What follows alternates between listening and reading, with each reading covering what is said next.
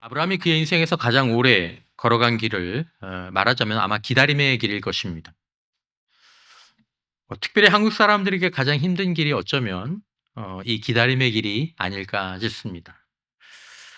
제 주변에 친한 사람들이 사실은 대부분 다 외국에 오래전에 나가서 대부분 외국에 있습니다. 한국에 친구가 별로 없는 게 좀 제가 좀 아쉬운 일인데, 그 친구들이나 또 이제 그 선배들, 후배들이 와서 가끔 우리를 보면 어떻게 볼까요? 너네 너무 잘 산다. 너무 좋겠다. 이렇게 보는 것 같습니까? 되게 불쌍하게 봅니다. 어떻게 사냐, 한국에서. 뭐 이렇게 봅니다. 그 주된 이유가 우리가 이제 사는 게 뭐 늘 쫓기고 또 이제 경쟁이 너무 치열하고 또 뭐 어떤 자리들이 너무 부족하고 그 인생에 너무 여유가 없다. 이제 그렇게 하면서 되게 안타까워하죠. 음.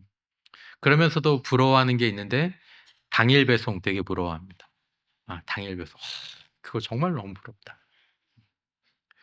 오늘 우리 사회에서 특별히 어쩜 우리들에게 기다리게 하는 것은 마치 거의 뭐 범죄와 같은 취급을 받습니다. 제가 연휴에 지방에 갔었는데 뭐 그 식당에 보니까 이렇게 와이파이가 안 되고 그리고 이제 데이터도 엄청 느리더라고요. 뭐 그런 일이 별로 없었는데 그래서 아내가 무슨 사진을 보내오는데 그걸 좀 보려고 하는데 평소에는 금방금방 열리던 게 이게 뭐 찡 돌아가면서 1 분, 2 분씩 걸리니까 죄송합니다. 애들 말로 이렇게 미치겠더라고요. 그래서 못 기다리겠더라고요. 음.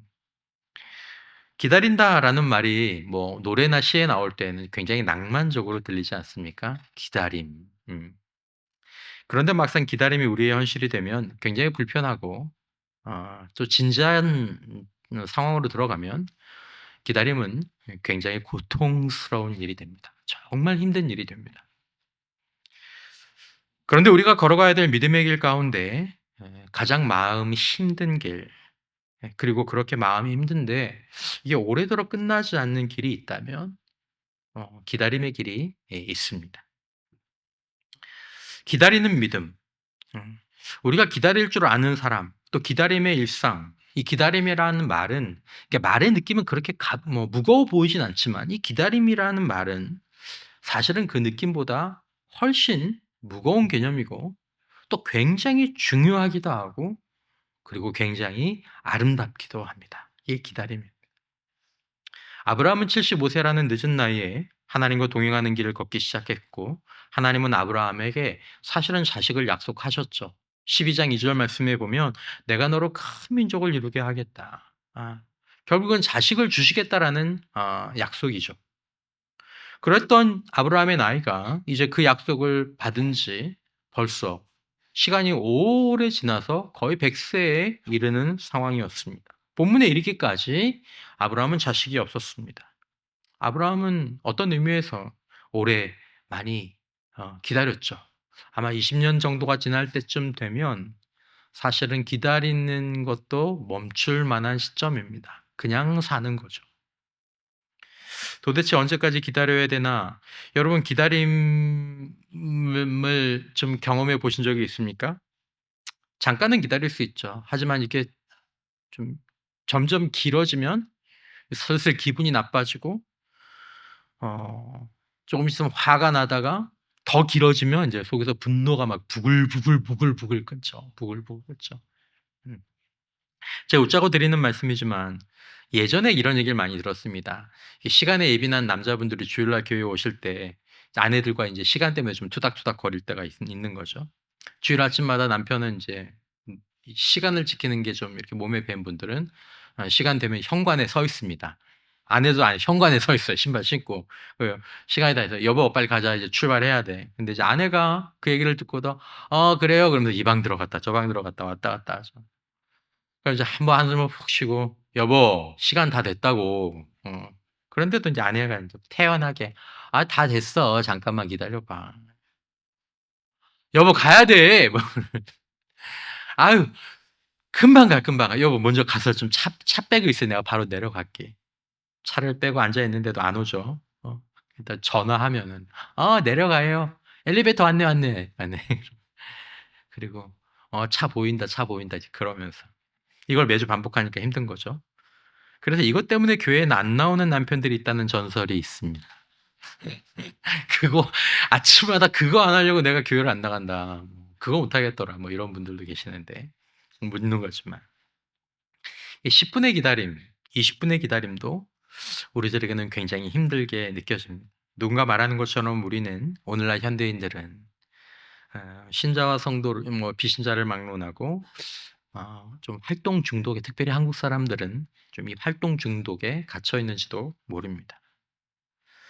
그것들을 뒤로하고 잠시 기다림의 시간을 가지면 우리 안에 덮어두었던 불안들이 이렇게 올라오기도 하고, 또 가만히 있는다는 것은 우리가 곧 진실과 마주하게 된다라는 그런 뜻이기도 하기 때문에 사실은 이 기다림은 그렇게 만만한 문제가 아닌 것이죠. 믿음과 인생의 기다림은 사실은 웃음이 되기는 어렵습니다. 기다림은 불편한 것이고 어색한 것이고 화나는 것이고, 때로는 기다림은 너무나 고통스러운 것입니다. 더구나 인간은 시간과 싸우는 존재이지 않습니까? 그렇게 많은 시간이 우리에게 주어지지 않았습니다. 그래서 우리는 때로 시간을 주도적인 활동으로 꽉 채우고 나면 내가 뭔가 제대로 살고 있다라는 그런 느낌을 우리가 받기도 하고, 또 그렇게 좀 느끼고 싶어서 시간을 몇 분 단위로 쪼개서 사용해 본 때도 있을 것입니다. 하지만 가장 바쁘게 산 날, 자리에 누웠을 때 가장 허무함을 느끼는 그런 경우들도 있습니다. 분명한 것은 시간은 시간은 얼마나의 문제보다는 어떻게의 문제가 더 중요하다라는 것입니다. 어떻게 보내. 우리가 기다림을 배우고 내가 기다림을 기다려야 한다는 것을 받아들이는 것은 시간을, 그리고 우리의 인생과 믿음을 오히려 더 성숙하게 하고 풍요롭게 합니다. 40살도 아니고 75세에 아브라함을 부르셨으면, 하나님이 부르셨으면 가끔은 아브라함의 어떤 인생 가운데에서 기다림을 좀 줄이시고, 안 그러면 많이 늦었지 않습니까? 어, 그냥 걷게 하지 말고 비행기를 가지고 여기서 저기를 탁 이동하시는 것처럼 그렇게 기다림을 좀 삭제해 주시면 좋을 텐데, 하나님은 아브라함을 부르시고도 20년이 넘는 시간을 또 기다리게 하셨고 이제 100세가 가까워졌습니다. 이때는 소돔과 고모라에 살던 롯과 그의 가족들이 전쟁에 휘말려서 포로로 잡혀갔는데 아브라함이 그들을 구출해서 돌아온 직후입니다. 하나님이 아브라함의 이때에 나타나셨습니다. 이때가 또 의미가 있는 때지만 뭐 시간상 이것을 살펴볼 수는 없고요. 1절에 보면 이후에 여호와의 말씀이 환상 중에 아브라함에게 임하여 이르시되, 아브라함아 두려워하지 말라. 나는 내 방패요 너의 지극히 큰 상급이니라 라고 말씀하십니다. 기다림의 길을 걸어왔던 아브라함, 어쩌면 기다림조차도 잊어버렸을 아브라함에게 아브라함이 나타나셔서 뭔가를 일깨워 주시죠. 그러면서 말씀하십니다. 두려워하지 말아라. 나는 내 방패고 너의 지극히 큰 상급이다. 오늘 하나님께서 저와 여러분들에게, 기다림의 길 가운데 있는 성도들에게 이렇게 말씀해 주시는 은혜, 이 말씀을 듣는 은혜가 있기를 주님의 이름으로 축원합니다. 나는 내 방패요 너의 지극히 큰 상급이니라.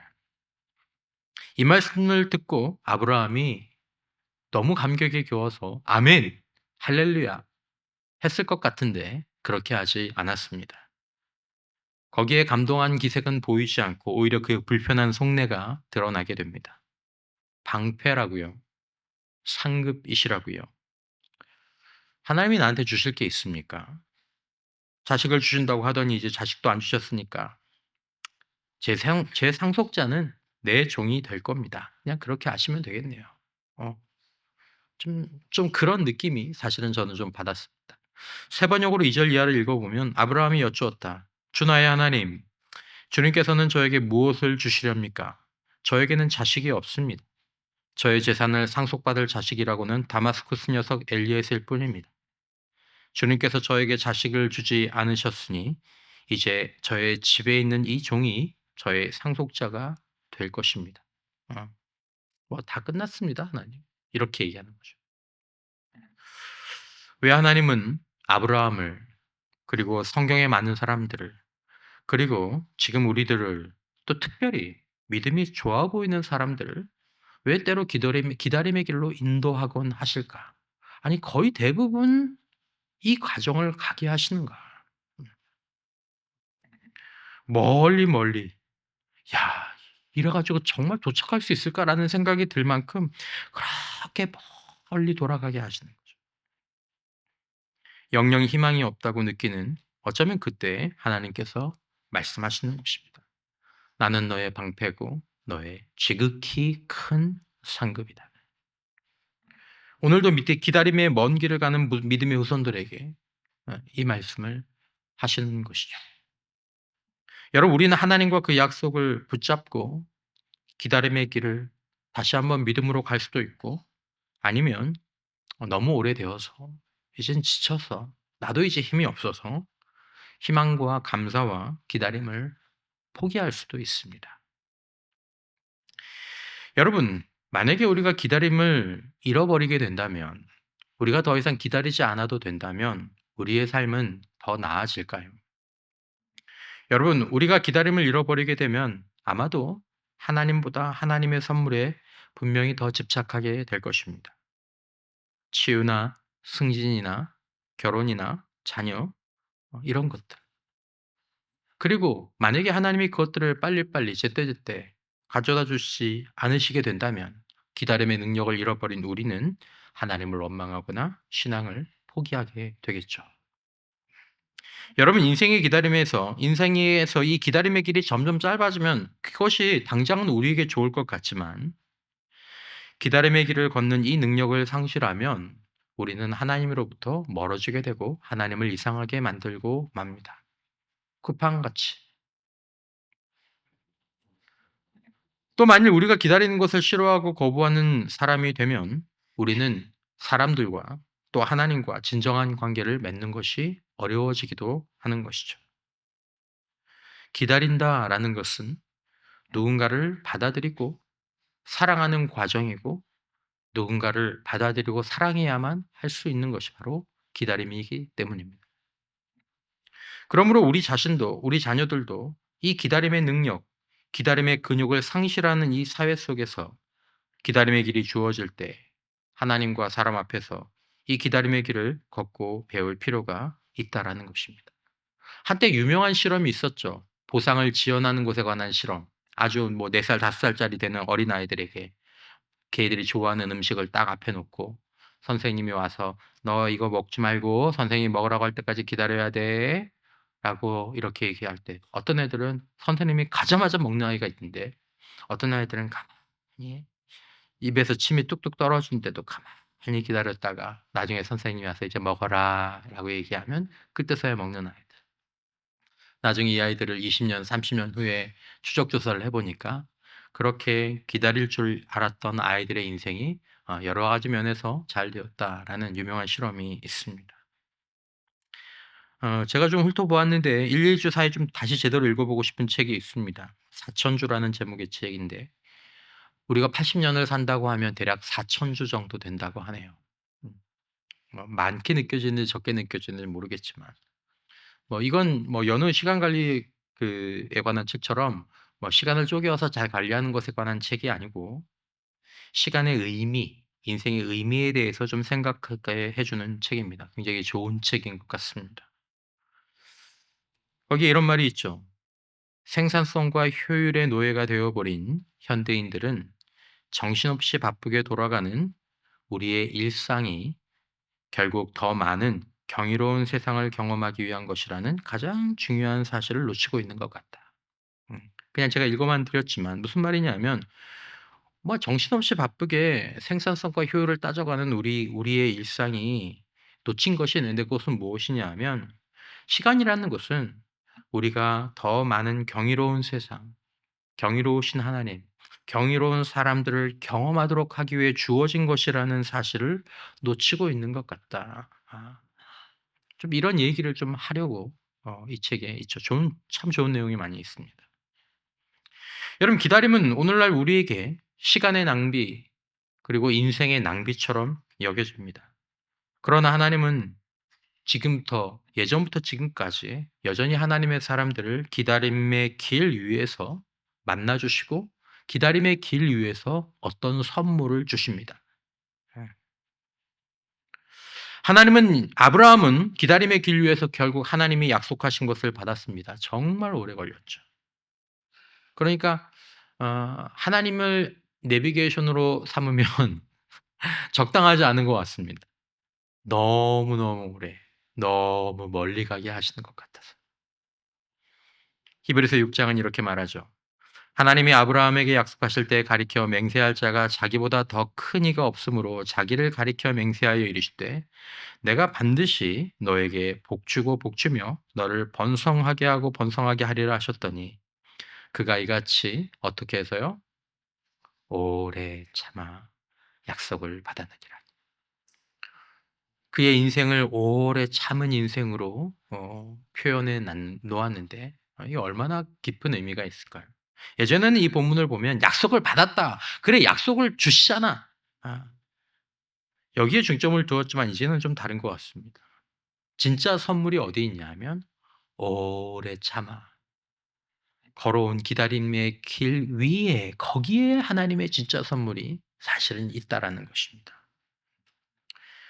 그러므로 여러분 기다림은 인생의 비용이 아니고 우리가 걸어내야 될 그냥 숙제가 아닌 것이죠. 기다림의 길 그것은 약속의 열매가 맺히기 위해 필요한 영적인 농사의 시간입니다.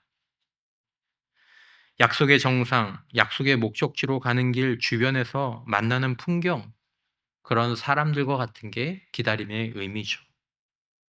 연휴가에도 하루 날씨가 굉장히 좋은 날 많은 분들이 산을 찾는 걸 보았는데 도봉산 정상에 그냥 밑에서부터 헬기 타고 1분 만에 휙 가서 올라가는 사람과 밑에서부터 한 걸음 한 걸음 걸어 오르면서 냄새를 맡고 풀을 보고 사람들을 만나고 땀을 흘리고 다리의 저림을 느끼고 쉬어가고 그렇게 올라가는 사람과의 인생의 차이? 예. 여러분 오래 참아서 기다림의 길을 걸어낸 신자나 사역자는 그 가운데에서 하나님의 선물을 받게 됩니다. 그리고 그 선물은 바로 하나님이시죠. 하나님. 하나님을 선물로 받게 되면 다른 것들이 따라오게 됩니다. 여러분 기다림이 주는 선물 가운데 중요한 선물 가운데 하나가 무엇이냐 하면 그것은 바로 연결되는 것입니다.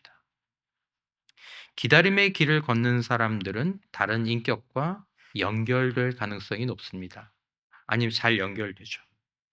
하지만 기다리기 싫어하고 기다릴 줄 모르는 사람들은 다른 사람들, 다른 인격과 연결되는데 자꾸만 실패하게 됩니다. 여러분 아름다운 사랑은 언제 확인됩니까? 아름다운 사랑은 기다려줄 때 확인이 됩니다.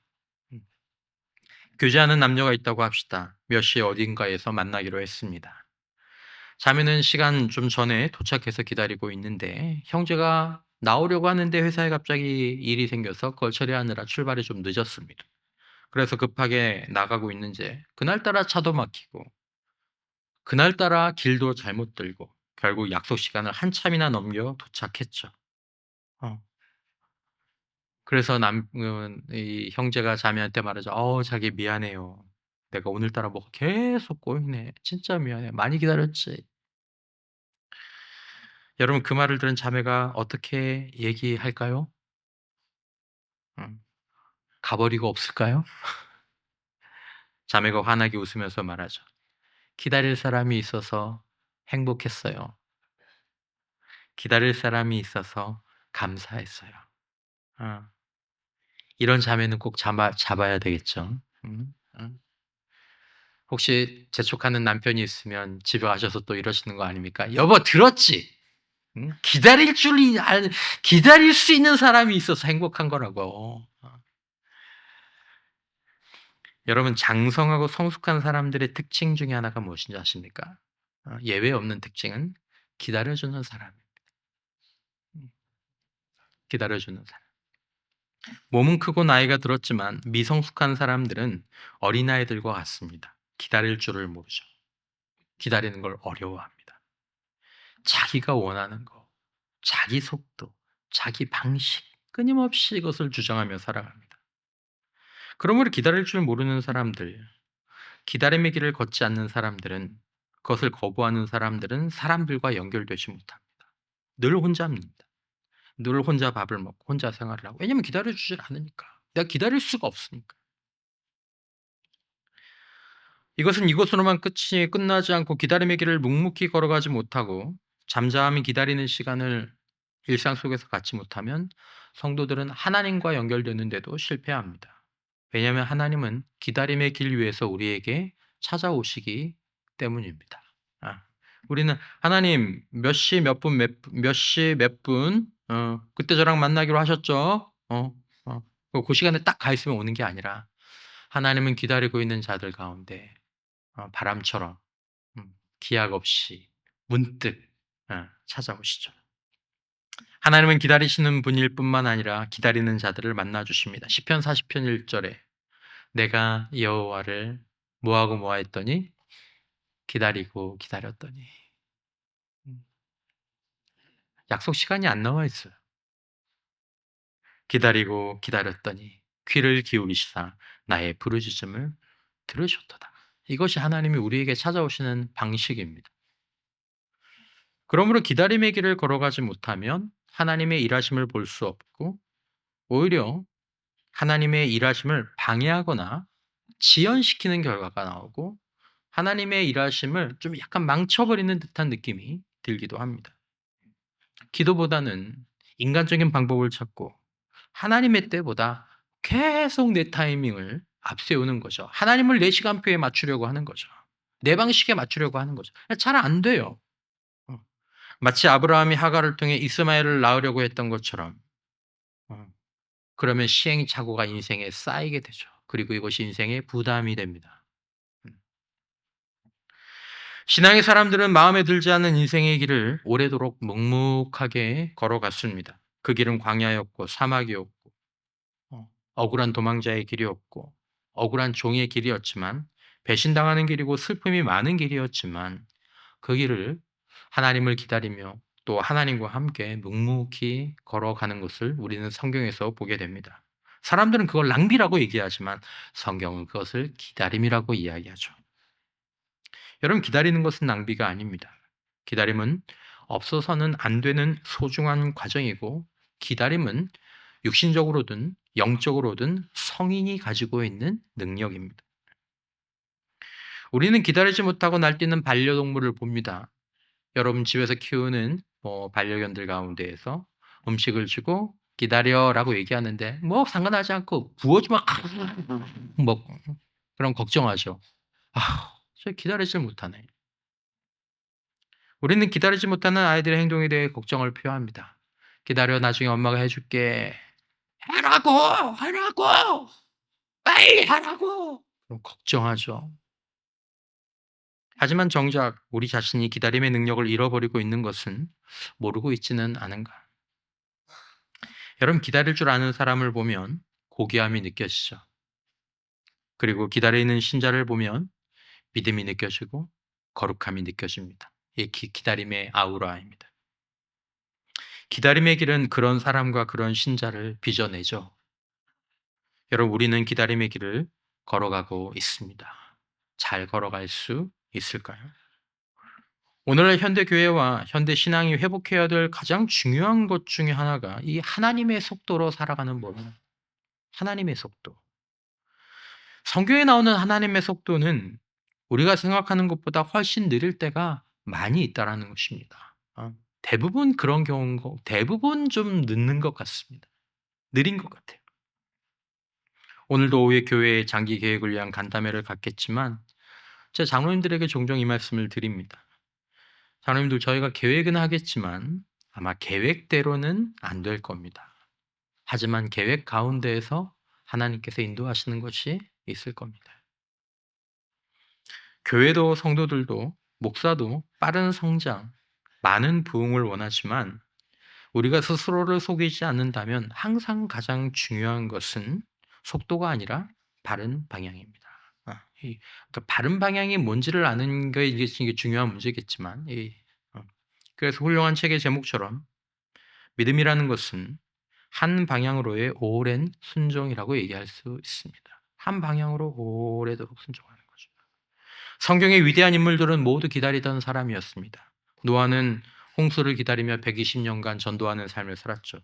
아브라함은 아들을 25년 동안 기다렸고, 모세는 사명을 기다리며 광야에서 40년을 보냈습니다.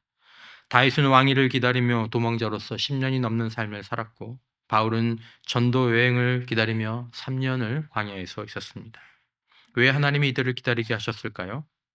기다림이야말로 하나님을 가장 깊이 만날 수 있는 시간이 되기 때문입니다. 바쁘고 급할 때는 하나님의 선물만 보이지만, 그런 것들을 뒤로하고 조용히 기다림의 길이 길어질 때 우리는 방패와 상급 자체이신 하나님을 보게 되기 때문입니다. 여러분, 성숙과 인내는 기다림의 길 위에서만 준비될 수 있습니다. 아브라함은 이것을 받아들입니다.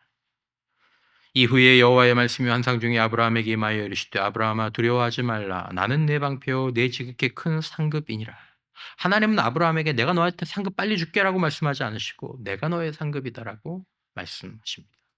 그리고 약속을 다시 되새겨 주시죠. 4절에 여호와의 말씀이 그에게 임하여 이르시되, 그 사람이 내 상속자가 아니라 내 몸에서 날 자가 내 상속자가 되리라. 그리고 하나님은 근동의, 그 고대 근동의 광야, 쏟아지는 하늘에서 쏟아지는 별빛 아래로 아브라함을 데리고 가십니다. 나중에 성지순례를 가시면 꼭 보아야 될 장면 가운데 하나가 이 광야의 하늘인데, 하나님 말씀하시죠. 너 잠깐 나와볼래? 잠깐 나와볼래? 세 번역으로 5절 이하를 보면 주님께서 아브라함을 데리고 바깥으로 나아가서 말씀하셨다. 하늘을 쳐다보아라. 내가 셀 수 있거든 저 별들을 세어보아라. 그리고는 주님께서 아브라함에게 말씀하셨다. 너의 자손이 저 별처럼 많아질 것이다. 아브라함은 기다림의 길을 다시 한번 계속하기로 마음을 먹습니다. 이걸 성경은 믿음이라고 얘기하죠. 근데 여러분 생각해 보면 하나님이 이렇게까지 하는데 나 안 믿을 거예요, 그렇게 얘기하는 사람 있겠습니까? 없을 것 같습니다.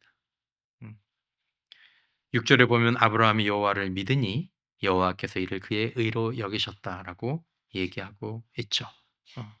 이것이 어려운 믿음이겠지만 어떻게 보면 하나님께서 아브라함의 믿음을 격려하셨기 때문에 여호와를 믿을 수 있었던 것 같습니다.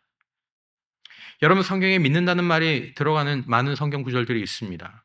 그런데 거기서 믿는다라는 말을 기다린다라는 말로 바꾸어도 의미가 크게 어색해지지 않습니다. 바꿔볼까요? 아브라함이 여호와를 기다리니 여호와께서 이를 그의 의로 여기시고. 여호와를 기다리는 저와 여러분들이 될 수 있기를 주님의 이름으로 축원합니다. 그것이 우리를 고귀하게 만듭니다. 그것이 우리를 아름답게 만들고, 그것이 뭔가 우리를 하나님을 만날 수 있도록 해주는 귀한 연결 통로가, 지름길이 되는 것이죠. 여기서 믿는다라는 말은 단순히 지적으로 동의한다라는 말이 아닙니다. 여기서 믿는다라는 말은 기대어 쉰다, 의지한다라는 얘기입니다. 여러분들이 의자에 앉을 때 이게 부서질까 봐 이렇게 앉지 않고 의자에 그냥 이렇게 앉는 것처럼, 이게 믿음입니다. 머리로 믿는 게 아니라 나를 맡기는 이 신뢰가 믿음. 누군가는 말했습니다. 믿음은 하나님의 약속이 언제 이루어질지가 아니라 하나님의 성품이 신실하다는 것을 신뢰하는 것이죠. 그리고 하나님은 고대의 엄숙한 약속의식을 거행하십니다. 17절에 해가 져서 어두울 때 연기나는 화로가 보이며 타는 횃불이 쪼갠 고기 사이로 지나더라. 당시에 소위 말하는 언약을 맺는 사람들이, 고대 군동에서 이 중요한 언약을 맺는 사람들이 언약을 맺을 때 동물을 잡아서 반을 잘라서 이렇게 쪼개놓고 약속을 맺은 두 당사자가 그 동물 사이를 함께 지나갑니다. 이 말은 무슨 말입니까? 우리 중에서 약속을 어기면 이 동물처럼 되는 거야. 그러니까 지켜야 돼. 지킬 거야. 이런 의미죠. 아브라함과 하나님께서 원래 이 사이를 같이 지나셔야 하는데 하나님은 홀로 이 언약을 책임지시죠. 어떤 신학자는 이렇게 얘기합니다. 이 언약의 성취가 전적으로 하나님께 달려있다는 것이다. 아브라함의 기다림의 능력이나 믿음의 크기가 아니라 오직 하나님의 신실하심에 달려 있다. 여러분, 오늘도 우리는 피할 수 없는 이 기다림 앞에서 기다림의 길을 가겠다고 이 말씀 아래에서 믿고 결단하는 시간이 되시기를 주님의 이름으로 축원합니다. 사실은 그게 가장 지혜로운 길입니다. 이것이 인생에서는 숏컷 지름길입니다. 그럼에도 불구하고 이 기다림의 길을 이끌어 주시고 완성해 주시는 것은 홀로 하나님의 은혜입니다. 우리가 드리는 찬양처럼 내가 지금 여기 서 있는 것은 하나님의 은혜였지 않습니까? 여러분, 우리는 어떻게 이 기다림의 길을 걸어가야 할까요? 기다림에는 세 가지 요소가 있다고 하죠. 첫 번째는 능동적으로 기대하는 것입니다. 능동적으로. 하나님이 반드시 일하실 것을 믿는 거죠. 그리고 두 번째는 오늘 주어진 내 삶 가운데 내가 할 수 있는 것에 최선을 다하는 것입니다.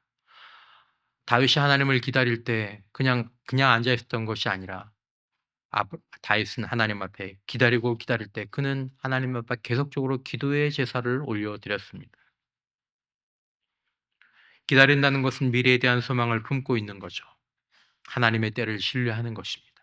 내 때와 너무 다르지만, 아직도 너무 오래되었지만 하나님의 때를 신뢰하고 오늘 내가 해야 될 것, 오늘 내가 할 수 있는 것, 오늘 내가 하기를 원하시는 것들을 하는 것입니다. 이게 기다리는 거죠. 기독교적인 기다림은 빈 시간이 아니라 충만한 시간이라고 했습니다. 하나님이 일하시는 동안 우리는 기도하고 섬기고 사랑하는 거죠. 우리는 이걸 할 수 있습니다. 약속을 가져올 수는 없지만 우리는 이렇게 기다리는 거죠. 여러분, 기다림의 길이 우리 앞에 주어질 때 우리는 그 빈 시간을 기도하고 섬기고 감사하고 사랑하는 일로 채울 수 있지만 또 다르게는 절망하거나 방황하거나 원망하며 살아갈 수도 있습니다. 여러분, 기다림의 길을 선택하는 것은 다시 말씀드리지만 그 자체로가 지혜이고, 기다림의 길을 선택하면 성숙해질 것이고 아름다워질 것이고 우리의 믿음이 자랄 것이고 하나님의 약속이 이루어지는 기초를 마련하게 되는 줄 믿습니다. 여러분, 우리는 선택할 수 있습니다. 이 시간을 원망과 불평으로 채울 것인가 아니면 믿음으로 소망으로 채울 것인가. 여러분, 우리의 일상생활을 기억하면서 여러분들 개인적으로 이 현대 사회 속에서 빠르게 상실해가는 이 일상의 영성 가운데 여러분 기다림의 시간을 좀 가져보시기 바랍니다. 소위 말하는 디지털 안식일이죠. 하루라도 좀 핸드폰을 좀 내려놓고. 근데 하루 종일 핸드폰을 내려놓는 건 거의 이제 우리에게는 불가능한 일이 된 것 같습니다. 한나절만이라도 아니면 약속한 2-3시간만이라도 좀 이렇게 내려놓고 기다리는 거죠. 두 번째, 우리가 기다림의 기도를 우리 하나님 앞에 하는 것입니다. 하나님, 제가 원하는 것이 아니라 하나님이 원하시는 것을, 나의 뜻이 아니라 하나님의 뜻을, 나의 나라가 아니라 하나님의 나라, 그리고 제가 원하는 때가 아니라 하나님의 때에 이루어지게 하여 주시옵소서. 세 번째로 굉장히 중요한 것은 기다림의 공동체가 있어야 한다는 것입니다. 혼자 기다리는 거 처음 며칠, 몇 달은 할 수 있습니다. 하지만 건강하게 끝까지 기다리려면 반드시 공동체가 있어야 합니다. 함께 기다리는 신앙의 친구들이 있어야 합니다. 인생과 신앙은 반드시 함께 해야 합니다. 이게 그렇게 설계가 되어 있는 것이죠. 여러분, 일상 가운데에서도 기다리는 연습을 해보십시오. 엘리베이터를 기다릴 때 스마트폰 보지 않고 좀 가만히 있어 보는 것. 음식을 주문하고 좀 늦게 나와도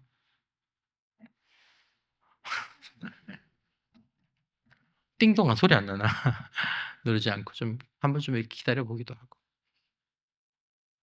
신호등 등불을 기다리면서도 초조해하지 않고 거기서 감사의 거리들을 한번 좀 찾아보기도 하고, 누군가의 만남 가운데에서 먼저 왔으면 "어디야? 왜 안 와? 가버린다." 얘기하지 않고 좀 여유롭게 기다릴 수 있음에 대해서 감사하며 기다려보는. 아브라함은 100세의 아들 이삭을 얻었습니다. 하지만 더 중요한 것은 그가 그 기다림의 시간 동안 하나님을 더 깊이 알게 되었다라는 것입니다. 하나님이 그의 상급이 되시고 방패가 되시고 친구가 되어 주셨다라는 것입니다. 우리는 기다림을 잃어버린 시대를 살고 있습니다. 15초, 1분짜리 영상에 익숙하게 되었고, 즉시 배송하는 것에 중독되었고, 10분, 20분의 침묵, 어, 견디기 어려워하고 있습니다. 그러나 다시 말씀드리지만 기다림을 잃어버리는 것은 믿음을 잃어버리는 것이고 인격을 상실하는 것이고 하나님으로부터 사람으로부터 멀어지는 것입니다. 여러분들과 제가 기다림의 능력이 자라고 기다림을 배울 수 있기를 축원합니다. 보네포는 나치에 처형되기 직전에 이런 글을 남겼다고 하죠. 나는 내일 무슨 일이 일어날지 모른다. 그러나 누가 내일을 주관하시는지는 안다. 하나님은 말씀하십니다. 이사야서 49장에 나를 믿고 기다리는 사람은 수치를 당하지 않는다. 주님 안에서 기다리는 이 기다림의 길을 통해 믿음이 강해지고 영혼이 새로워지고 그 기다림의 시간을 통해 변화가 일어나고 그 침묵의 시간이 우리에게 성장의 시간이 되는 것입니다. 오늘도 여전히 기다리는 하나님의 자녀들을 아브라함을 아시는 것처럼 아시고 아브라함을 보신 것처럼 보시는 그 하나님이 오늘도 기다림의 길 위에서 힘겨워하는 여러분들에게 이 인생의 어두운 밤, 쏟아지는 별빛 아래서 기다림을 격려해 주시는 은혜가 우리에게 임하시기를 주님의 이름으로 축원합니다.